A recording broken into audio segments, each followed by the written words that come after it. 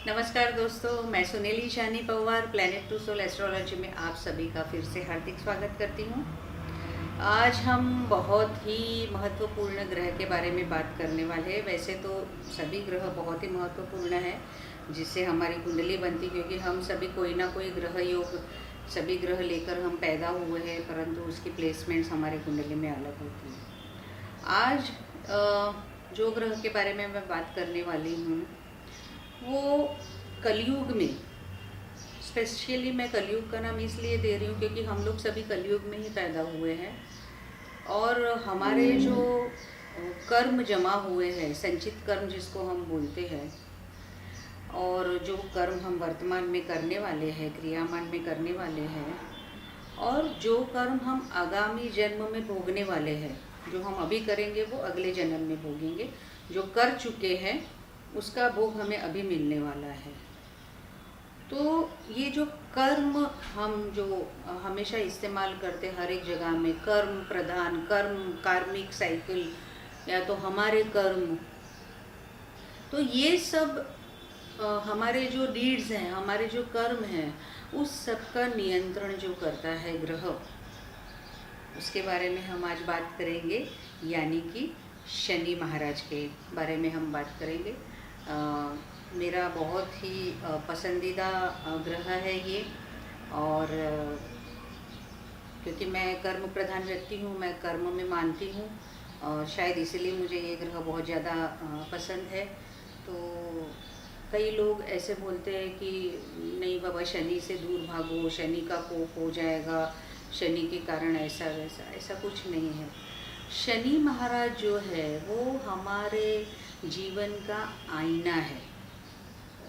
जब भी हमें जीवन में शनि की दशा, महादशा, अंतरदशा, गोचर में शनि साढ़े साथी के रूप में जब हमारे जीवन में आता है, तो ये हमारी ओरिजिनलिटी हमारे सामने लाके खड़ा कर देता है।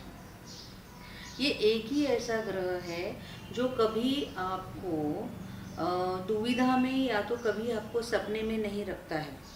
ये कर्मठ है। ये कभी आपको दीवा स्वप्न नहीं दिखाएगा, ये कभी आपको फैंटेसी में नहीं रखेगा, ये आपको ओरिजिनलिटी में रखेगा। ये है, ऐसा करो, कर्म करो, फल पाओ। इसीलिए काल पुरुष की कुंडली में जो मेष राशि से कुंडली बनती है, नेचर्स चार्ट, उसमें 10वां और 11वां भाव ये शनि को दिए गए हैं। यानी कि 10वें भाव में मकर राशि आती है और 11वें भाव में कुंभ राशि आती है। तो कर्म स्थान यानी कि 10वां भाव, तो कर्म करो और उसका लाभ पाओ। 11वां स्थान यानी कि लाभ स्थान है, और वहाँ शनि की राशि इसलिए दी गई है कि लॉन्ग लास्टिंग आपके किए हुए कर्मों का आपको फल मिल पाए। इसीलिए 10वें भाव और 11वें भाव शनि महाराज को दिए गए हैं। शनि की राशि वहाँ पर विराजमान है। और दूसरे तरीके से देखने को जाएंगे तो 11वां भाव ये दशम स्थान का धन स्थान भी है। तो यहाँ जो आप मेहनत करोगे, यहाँ जो आप प्रोफेशन करोगे, यहाँ जो आप व्यवसाय करोगे, यहाँ जो आप अपने कर्म करोगे, जो काम आपकी वृत्ति रहेगी, आपकी प्रवृत्ति रहेगी, उसी अनुसार आपका लाभ स्थान एक्टिवेट हो जाएगा। आपको किस प्रकार के फल मिलने वाले हैं। इसीलिए कई जगहों पर कई नामांकित ज्योतिष या तो इन रूटीन भी कई सारे ज्योतिष, अगर कोई भी लग्न की कुंडली बनती हो आपकी, तो वो लोग हमेशा मेष लग्न की कुंडली बनाकर ही देखना प्रेफर करते हैं। भले आपका वृषभ लग्न हो और ग्रह हर एक राशि में बैठ चुके हो, परंतु कई लोग ऐसे प्रिफर करते हैं कि मेष राशि की ही, मेष लग्न की ही कुंडली बनाएंगे, और बाकी जो आपके जन्म समय के जो ग्रह है वो हर एक भाव में वो लोग उसकी प्लेसमेंट कर देते हैं और उस अनुसार प्रेडिक्शंस देते हैं। ये बहुत ही फ़ायदेमंद और बेहद ही इफ़ेक्टिव प्रेडिक्टिव टेक्नोलॉजी में यह एक मेथड काम में आती है कि आप मेष लग्न से कुंडली देखने की शुरुआत कर दें। कई लोग शनि कुंडली बनाकर भी कुंडली को देखते हैं, क्योंकि अगर कोई प्रोफेशन का क्वेश्चन आ जाता है, कोई नौकरी का सवाल आ जाता है, तो उस वक्त आप शनि की कुंडली बनाकर देख सकते हो कि शनि से बाकी के ग्रह किस परिस्थिति में मौजूद है और उसका बल कितना, और शनि का खुद का बल कुंडली में कितना है। तो ये हो गई शनि की बात। अभी शनि तो काफ़ी दूर का ग्रह है, इसीलिए उसको एक चक्कर लगाने में करीबन 30 साल लग जाते हैं। इसीलिए हमारे जीवन में कम से कम 3 बार साढ़े साथी आती है, ऐसा बोला गया है। तो शनि एक राशि में 2.5 साल तक रहता है, उसके बाद दूसरी राशि में 2.5 साल, उसके बाद तीसरी राशि में 2.5 साल, और ऐसे करके 7.5 साल की साढ़े साथी वहाँ पर ख़त्म हो जाती है।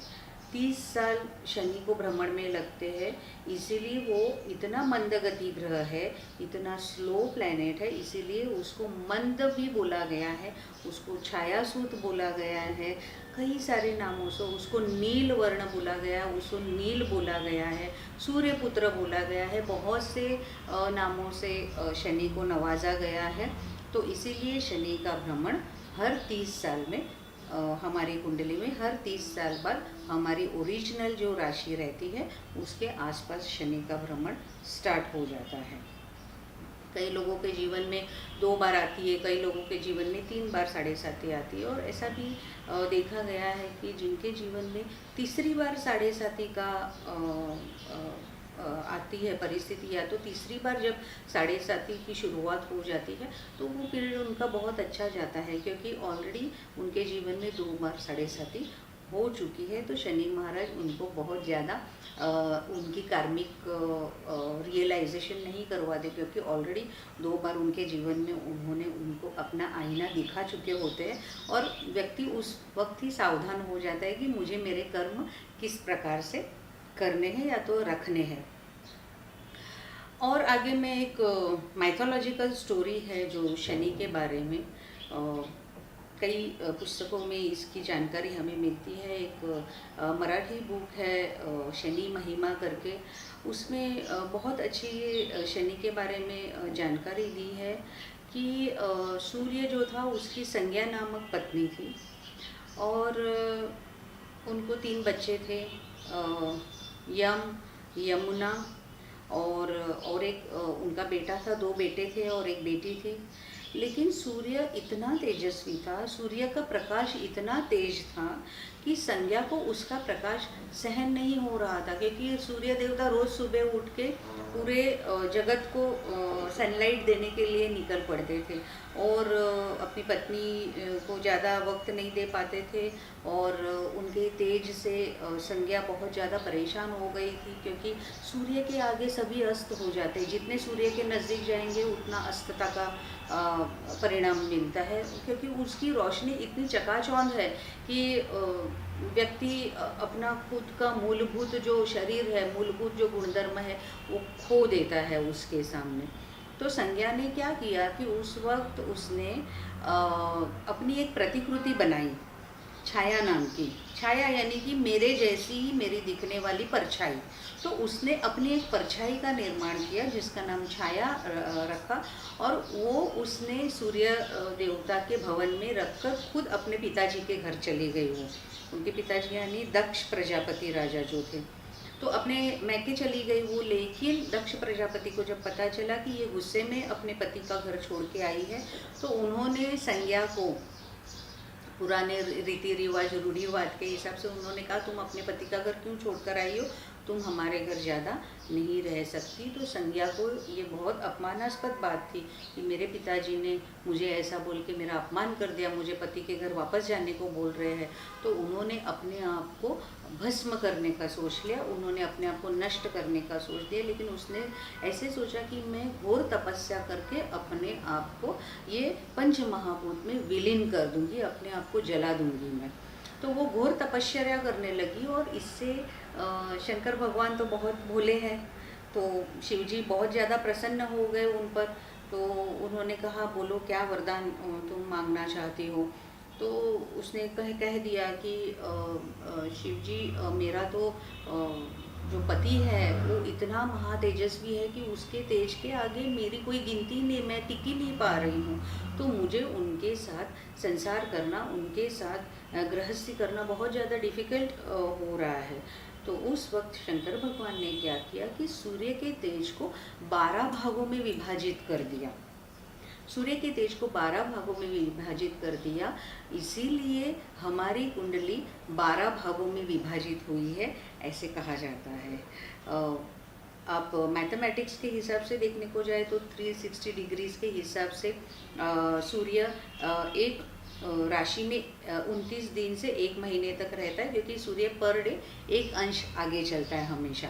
तो इसीलिए सूर्य एक महीना एक राशि में रहता है, ऐसा करके वो 360 डिग्रीज पूरी वो 12 महीनों में ख़त्म कर देता है एक साल में। इसीलिए भी 12 भागों में सूर्य को विभाजित कर दिया।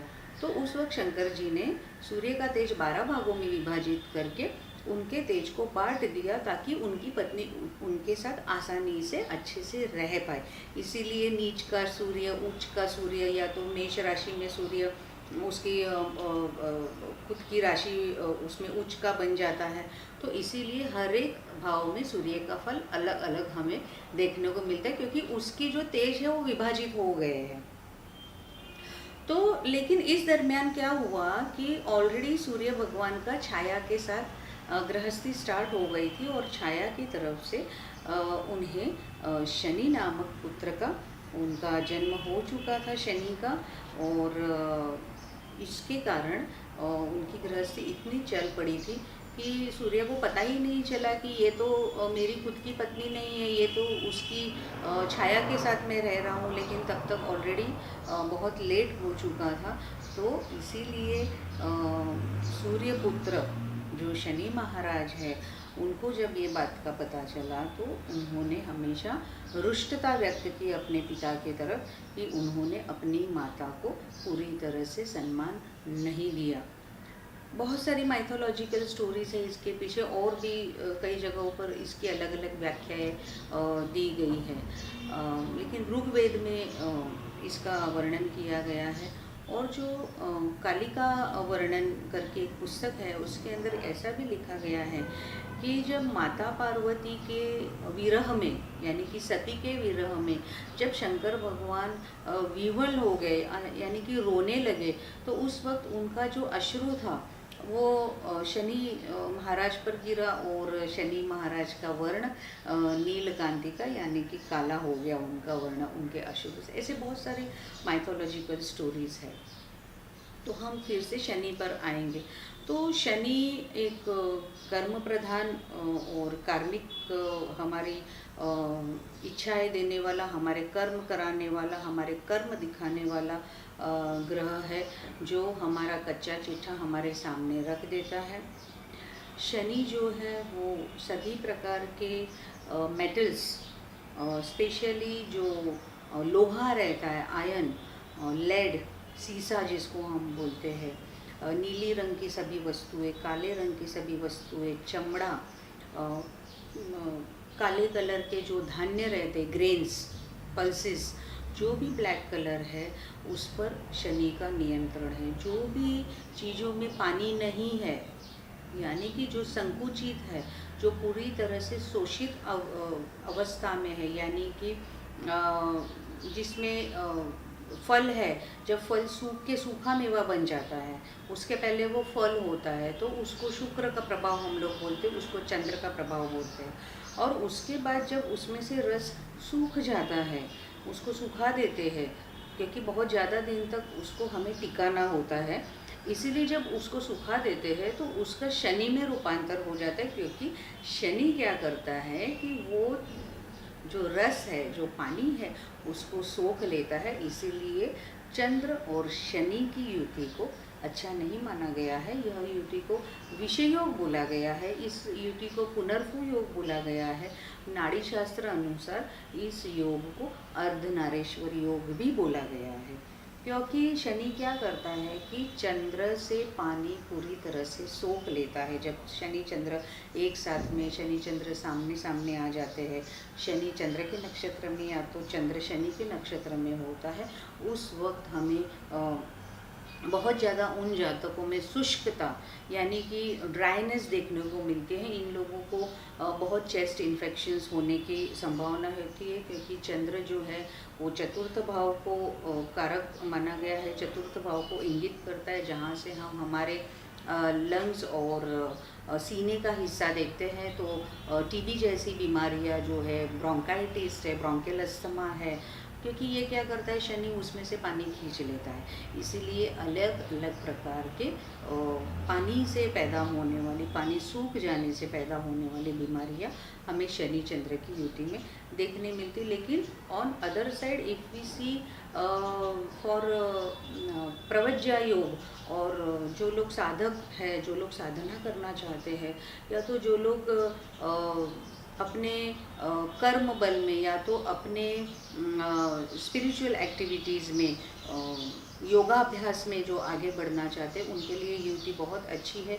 क्योंकि उनमें से जो उनका चंद्र यानी कि मन का कारक चंद्र, उनके मन से जब भावनाएं नष्ट हो जाती है, क्योंकि शनि उसके साथ है, शनि क्या करते हैं, उनकी मन की भावनाओं को लगाम लगा देता है। शनि उनकी मन की भावनाओं को ख़त्म करने में या तो कम करने में कारण बन जाता है। इसके कारण क्या होता है कि उनकी गृहस्थाश्रम से उनके जो विचार है, उनका जो इंटरेस्ट है, वो कम हो जाता है, और वो वैराग्य की तरफ, वो डिटैचमेंट की तरफ आगे बढ़ने लगते हैं। और इसके साथ अगर केतु का साथ मिल गया, या तो अगर केतु के नक्षत्र में भी इनका कोई कनेक्शन आ गया, तो भी हमें कई जातकों में ऐसा फल देखने मिलता है कि वो गृहस्थी में रहते हुए भी वैराग्य का सामना करते हैं, घर में रहते हुए भी वो पूरी तरह से अपने फैमिली से डिटैच होते हैं, वो सिर्फ और सिर्फ अपने कामों में मग्न रहते हैं। तो ये हो गई शनि चंद्र के बारे में बात। शनि सूर्य की युति भी हम जब देखते हैं, तो सूर्य शनि पिता पुत्र है, परंतु शनि को सूर्य से ज़्यादा मेल जोल नहीं है, परंतु सूर्य को शनि से बहुत ज़्यादा प्यार है। तो जब भी वो एक दूसरे के सामने आ जाते हैं, यानी 180 डिग्रीज आ जाते हैं, तभी अच्छा फल देखने को मिलता है उनको। एक दूसरे का वेद शनि के सामने जब भी गोचर में सूर्य आ जाएगा, तो उसको सूर्य का वेद नहीं लगता है। बाकी कोई भी ग्रह शनि के सामने आ जाएंगे तो उसको उस ग्रह का वेद लगता है, परंतु सूर्य का शनि को वेद नहीं लगता है। यानी कि शनि पूर्ण तरीके से, या तो सूर्य पूर्ण तरीके से अपने फल देने में सक्षम बन जाता है। शनि सूर्य की युति में ज़्यादातर ऐसा देखा गया है कि पिता अपने पुत्र से बहुत ज़्यादा आगे बढ़ जाते हैं, या तो जब तक पिता होते हैं तब तक पुत्र की प्रोग्रेस यानी पुत्र की बढ़ोतरी होने में थोड़े से अड़चन आती है, थोड़ा सा उन्हें समय लग जाता है पिता से आगे बढ़ने में। या तो पिता का जो भी रोल है, या तो पिता की जो भी सांपत्तिक स्थिति है, या तो पिता की जो समाज में मान प्रतिष्ठा है, उससे उनके बच्चों को, जिनके भी कुंडली में जो नो मैटर मेल हो या फीमेल हो, लेकिन पिता से उनकी पोजीशन कम देखी गई है, जिनको भी शनि और सूर्य की युति कुंडली में देखी गई है। तो शनि सूर्य का ऐसा फल हमें देखने को मिलता है। उसके बाद हम देखेंगे कि शनि कौन से भाव का कारक है। तो कौन से भाव में शनि होगा तो शनि को हम अच्छा बोलेंगे। तो शनि छठे भाव में होगा, वो अच्छा फल देता है। शनि अष्टम भाव में, यानी कि आयुष्य के स्थान में जब भी शनि आ जाता है, क्योंकि अष्टम भाव को हम मृत्यु स्थान भी बोलते हैं, लेकिन मृत्यु स्थान बोलने से अच्छा हम लोग अष्टम भाव को आयुष्य स्थान बोलेंगे, लॉन्गिटिविटी का हाउस बोलेंगे, तो ज़्यादा अच्छा है। क्योंकि शनि क्या करता है, शनि हर एक चीज़ को बढ़ा देता है, शनि उसको लॉन्ग लाइफ देता है। जिसका भी शनि अष्टम भाव में शुभ स्थिति में है, यानी कि शुभ राशि में है, खुद की राशि में है, तो उन्हें हमेशा चिरायु प्राप्त होती है। शनि 12वें भाव में भी अच्छा बोला गया, क्योंकि 12वें भाव का शनि व्यक्ति को अपने देश से बाहर बहुत ज़्यादा सफलता दिलवाता है। उसके अलावा तीसरे भाव में भी शनि को अच्छा माना गया है, क्योंकि तीसरा भाव अष्टम से अष्टम भाव है।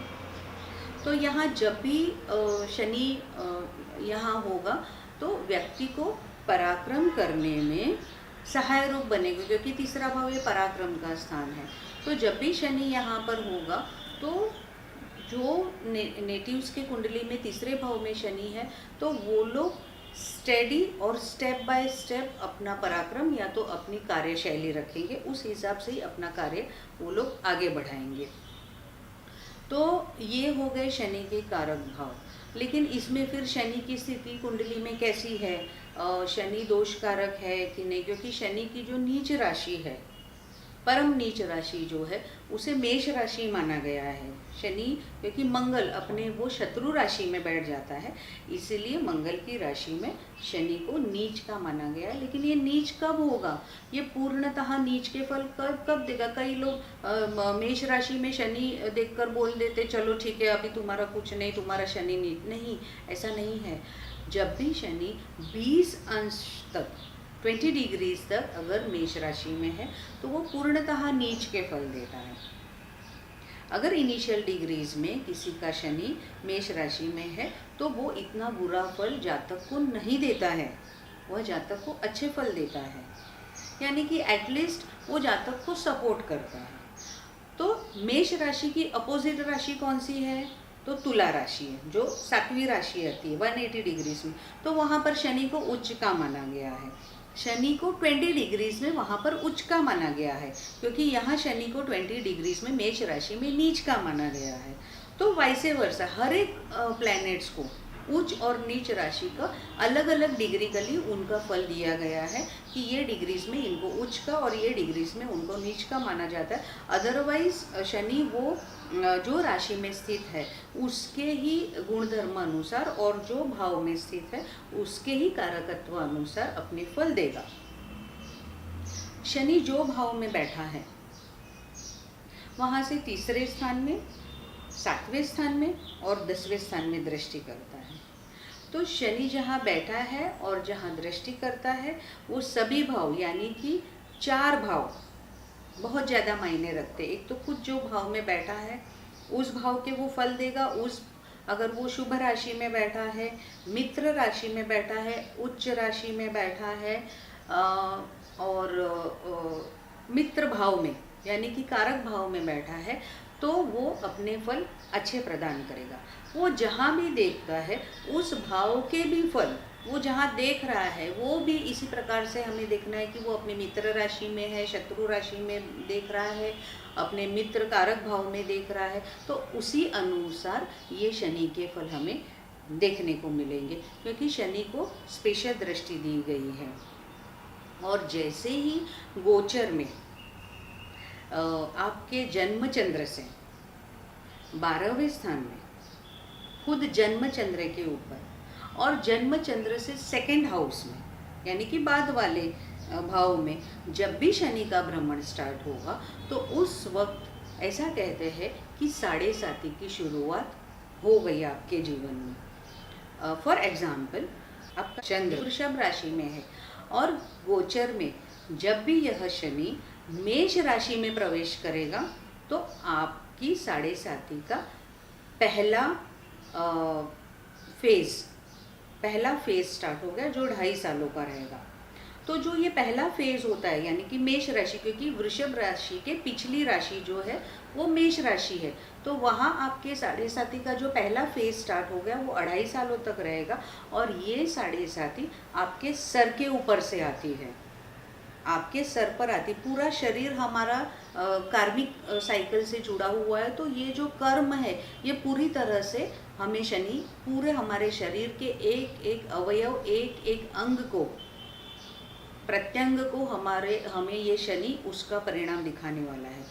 तो हमारे चंद्र राशि से पिछली राशि में जब भी ये शनि आएगा तो सर पर से इसका भ्रमण स्टार्ट हो रहा है, ऐसा बोला गया है। उसके बाद शनि जब आपके खुद की राशि पर, यानी कि जैसे मैंने एग्जाम्पल में बताया कि वृषभ का चंद्र है आपका, तो 2.5 साल के बाद वो शनि वृषभ राशि में प्रवेश करेगा मेष राशि को छोड़कर। तो आपके जीवन में दूसरा फेज यानी कि 2nd फेज आपके जीवन में शनि 7.5 का स्टार्ट हो गया। तो ये जो शनि का फेज सेकंड स्टार्ट हो गया है, उसे हम लोग बोलेंगे कि ये आपके छाती पर यानी कि सीने पर यानी कि पूरे पेट तक के हिस्से पर इसका परिणाम रहेगा, इसका अमल यानी कि इसका प्रभुत्व जो रहेगा वो ये पूरे शरीर के हिस्से में रहेगा। तो जब ये सर पर आएगा तो आपकी मानसिक स्थिति विचलित कर सकता है। फिर वो कौन से राशि में, मेष राशि में जैसे मैंने बोला, तो वो अपनी शत्रु राशि में, लेकिन वो कौन सी डिग्रीज में है, वो कौन सी डिग्रीज में, जब वो 20 डिग्रीज में जाएगा शनि उस वक्त गोचर में, उसी वक्त वो अपने परिणाम दिखाने का स्टार्ट करेगा। Otherwise it will not show bad effects to the native. हाँ, अपने कर्म वो जरूर दिखाएगा, अपना कौन पराया कौन, ये सब आपको शनि की 7.5 ही दिखाती है कि मुझे मेरे ज़रूरत के वक्त पर जिसको मैं अपना मानता था वो तो मेरे अपने थे ही नहीं, और जिनको मैं अपना नहीं मानता था वही लोग मेरा साथ देने के लिए शामिल हो गए। तो यही कर्म है, यही कार्मिक साइकिल है हमारी। क्योंकि हम कई बार एक मान्यता दिमाग में रख के चलते हैं कि ये व्यक्ति मेरे लिए अच्छी है, इसने, लेकिन ऐसा नहीं होता। हमारे जीवन में कौन कब हमें कैसे काम में आएगा, या तो कैसे मदद रूप होगा, या हम किसी को कैसे मदद रूप होंगे, हम किसी के लिए क्या कर सकते, ये बहुत ज़्यादा शनि पर प्रभुत्व इसका है कि हमारे कर्म हम कैसे करते हैं। तो आई कम अगेन टू वृषभ राशि। तो वो छाती पर देखी गई है सेकंड फेज ऑफ 7.5। उसके बाद वो मिथुन राशि में चला जाएगा, क्योंकि वृषभ राशि के बाद आएगी मिथुन राशि। तो वृषभ राशि में 2.5 साल रहने के बाद मिथुन राशि में जब ये शनि का भ्रमण होगा तो वो आपके पैरों पर आएगी 7.5, ऐसा बोला गया है। क्योंकि सर का हिस्सा हो गया, पूरे छाती से लेकर पेट का हिस्सा हो गया, अब जो कमर के नीचे से लेकर आपके पैरों के तलवों तक का हिस्सा, उसमें ये 7.5 आपके थर्ड फेज में स्टार्ट होगी। क्योंकि ऐसा बोला गया है कि सर से स्टार्ट होकर पैरों से 7.5 निकल जाएगी आपकी, और वहाँ पर आपकी 7.5 खत्म हो जाती है। कई लोगों में ऐसा देखा गया है कि जो थर्ड फेज 7.5 का होता है वो बहुत अच्छे फल देकर जाता है। इनफैक्ट कई कुंडलियों में ऐसे मेरे पर्सनल एक्सपीरियंस में भी मैंने ऐसे कई कुंडलियों में देखा है कि 7.5 स्टार्ट हो गई और वो लोग को इतने फ्लरिश हो गए, वो लोग अपने लाइफ में, अपने व्यवसाय में उन्हें इतना अच्छा फल मिला है, उनका नेम फेम मतलब पूरे जगत में 7 समुंदर पार तक उनकी तुलना अच्छी हिसाब से की गई, या तो उनका नाम हो गया, उन्होंने सामाजिक प्रतिष्ठा बहुत प्राप्त कर ली है। तो ये सब शनि महाराज, क्योंकि शनि राजा को रंक और रंक को राजा बना देता है, तो शनि महाराज आपके कर्मों का फल आपको देते हैं। आप जो संचित कर्म लेकर आए हो उस अनुसार आपको फल देंगे, और आपके जो वर्तमान कर्म आप कैसे रखते हो, आपके जो वर्तमान कर्म कैसे है, उस अनुसार आप उसे सहन करने की शक्ति पाते हो। आपके कर्म अच्छे होंगे तो आप उसको अच्छे से सहन करोगे। जो भी अच्छा बुरा प्रभाव आपको 7.5 में देखने मिलता है या अदरवाइज भी देखने को मिलता है, आपकी ओवरऑल लाइफ साइकिल में आपको जितने भी बुरे या अच्छे अनुभव मिलते, आपकी खुद की मानसिकता, आपके खुद की कर्म कैसे, उसी अनुसार आपको उसके फल देखने को मिलते हैं। तो पैरों से ये 7.5 निकल जाती। ऐसा भी बोला गया है कि जो शनि है वो अपने अपने पाया यानी कि पाद यानी कि अपने कुछ एक पर्टिकुलर धातु पर बैठकर आता है। जब शनि आता है, जुपिटर के गुरु के लिए भी ऐसा बोला गया है। तो ये कैसे हम लोग पहचानेंगे कि मेरा ये 2.5 साल की 7.5 कौन से पाए पर आई है, या तो कौन से पैड पर आई है, कौन से चरण पर आई है।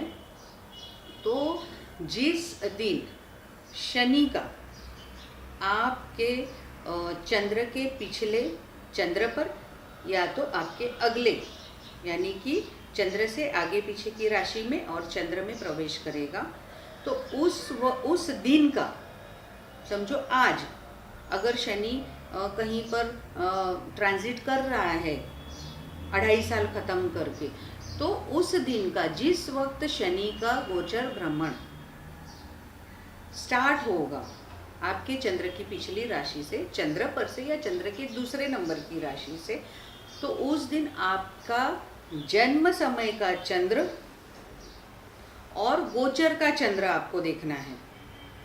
जन्म समय का चंद्र से अगर गोचर का चंद्र आपके लग्न भाव से भ्रमण करता होगा, यानी कि गोचर का चंद्र आपके जन्म चंद्र से लग्न छठे या 11वें भाव में होगा, तो ये सोने के पैर पर आया है शनि। आपको सोने के पैर पर आया हुआ शनि बहुत ज़्यादा अच्छे फल नहीं देता है। यह व्यक्ति को और ज़्यादा कर्म प्रधान बना देता है, यह व्यक्ति के पास से और ज़्यादा मेहनत करवा देता है। उसके बाद आपका लग्न चंद्र से गोचर का चंद्र दूसरे, 5वें या 9वें भाव में होगा, तब यह सिल्वर पैरों पर आया है, यानी कि चांदी के पैरों पर सवार होकर ये शनि महाराज आए हैं।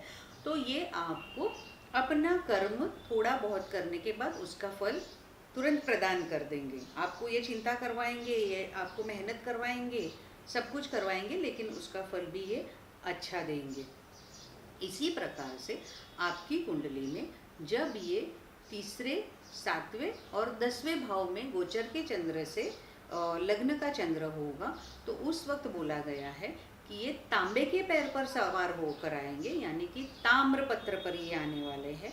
तो इसका भी फल आपको हेल्थ इश्यूज़ के बारे में आपको ज़्यादा जागरूक करवा देगा। आपको मेडिकेशन करवा सकता है ये शनि, आपके परिवार वालों को मेडिकेशन करवा सकता है, यानी कि तांबे के पैर पर आएगा। लेकिन इसमें हम लोग एक डिक्टा नहीं बना सकते कि ऐसे ही होने वाला है। आपकी कुंडली में बाकी के ग्रहों की परिस्थिति कैसी है, खुद शनि महाराज की परिस्थिति कैसी है, उस अनुसार हमें फल देखने हैं। और इसका जो अंतिम पैर है, अंतिम पाया है, वो है जब लग्न चंद्र से गोचर का चंद्र चौथे, 8वें और 12वें भाव में होगा, यानी कि मोक्ष त्रिकोण में होगा। तो इस वक्त हम बोलते हैं कि लोहे के पैरों पर सवार होकर शनि महाराज का आगमन हो चुका है। लोहा यानी कि मेहनत, मजदूरी। तो जब लोहे के पैर पर जब शनि आ जाता है तो व्यक्ति के पास से बहुत ज़्यादा मेहनत करवाता है, कर्म का फल बहुत ज़्यादा कम देता है और मेहनत बहुत ज़्यादा करवाता है। लेकिन ये लोहे का पैर जो है वो व्यक्ति को इतना कर्मठ और इतना कर्म प्रधान बना देता है कि जीवन में किसी भी बुरी परिस्थितियों का सामना ये व्यक्ति हसत मुख से कर सकती है। ये व्यक्ति कभी किसी से वैर नहीं कर पाते हैं। ये व्यक्ति इतने उनका आईना, वो अपना खुद का प्रतिबिंब वो खुद देख लेते हैं कि मैं कौन हूँ, मैं क्या हूँ, मैं लोगों के सामने जो हूँ वो मैं हूँ ही नहीं, ये मेरी असली पहचान है, ये मैं असली हूँ। तो कई लोगों को लोहे के पैर पर जिनका शनि आता है वो पूरी तरह से वैराग्य में जाते हुए देखे गए हैं, वो पूरी तरह से डिटैच होते हुए देखे गए हैं, और जिनका प्रवज्य योग बहुत ज़्यादा स्ट्रांग बन रहा है उन लोगों को दीक्षा लेते हुए हमने ये पीरियड में देखा है। तो और शनि के बारे में हम आगे भी बात करेंगे। तो जिनका भी शनि कुंडली में अच्छा हो ना हो, प्लेसमेंट अच्छी हो ना हो, हमें अविरत ऑलवेज हमें कर्म प्रधान रहना है। हमें हमारे कर्मों का फल मिलने ही वाला है।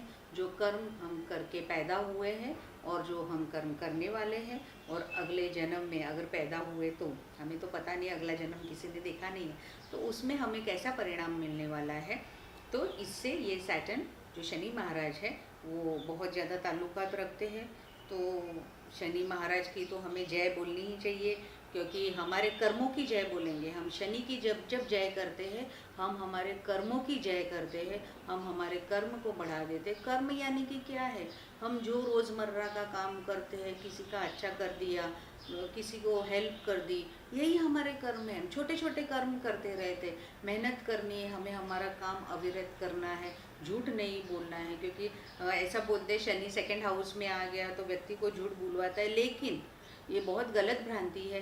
वो किसी अच्छी चीज़ के लिए व्यक्ति से झूठ बुलवाता है, परिवार को संभालने के लिए कई बार झूठ बुलवाता है और पैसा संभाल के रखता है। तो अगले एपिसोड में हर एक भाव में शनि कैसा फल देगा उसके बारे में हम बात करेंगे। तो अभी मैंने सिर्फ आपको शनि और उसके साढ़े साथी के बारे में एक बेसिक उसका जो मान्यताएं है, बेसिक उसकी जो संकल्पना है वो मैंने आपको बताई है। तो हमेशा शनि महाराज का जप करते रहे, ओम शं शनीश्वराय नमः, ओम शनिये नमः। ये जो शनि महाराज है इसका हमेशा आप नतमस्तक हो जाइए शनि के सामने। शनि से महान कोई नहीं है, और जितना मेहनत करोगे उतना शनि महाराज आप पर प्रसन्नता करेंगे, आपको वरदान दे देंगे। क्योंकि शनि को सेवा बहुत ज़्यादा पसंद है, इसीलिए सेवा करते रहिए, और सेवा का फल हमेशा मीठा होता है। और इसी के साथ मैं आज का ये सेशन ख़त्म कर रही हूँ, और अगले सेशन में हर एक भावों में हम शनि का फल देखेंगे। तो आप सभी लोग खुश रहिए, आनंद में रहिए, और हमेशा कर्मशील रहिए। धन्यवाद। सबका मंगल हो।